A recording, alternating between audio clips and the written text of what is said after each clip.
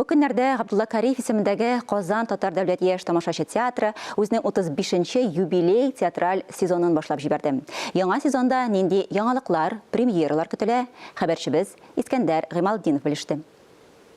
Театрга 35 яшь. 35 ел дәвамында театр тамашачыларында елмаюны гына уяткан. Бүгенге көндә искәрмә түгел иде. Тамашачыларга яралу музыкаль хореографик перформансы һәм узган сезонның премьерасы Йосыф спектакле тәкъдим ителде.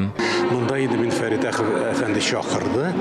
Әйдән Нурый миңа булыш әле дип, чөнки біз аны белән Күчмә театрда шул Кәрим Кичүрендә эшләгәч, мин аның ярдәм итәргә теләдем. Чөнки анда бөтен профессионал кешеләр җыелган иде. Фатиховлар, Газиман, Ширгазиннар, бөтенесе югары белемле режиссерлар, теге урамнан җыелган, үзешчән сәнгатьтән түгел.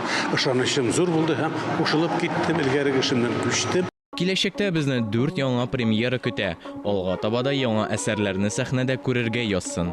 Тагын берсе киләсе елга Алла бирсә, Александр Гринның «Ал җилкәннәр» исемле әкият фильмын тәкъдим итәчәкбез. Бу яңалык булачак.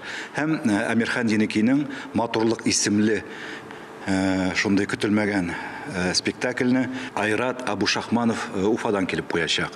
Гомумән әйткәнемчә, безнең юбилей елы барлык репертуарда булган спектакльләр сакланып калдылар. Искәндәр Гыймалдинов, Ирек Хәмидуллин, Татарстан яулыклары.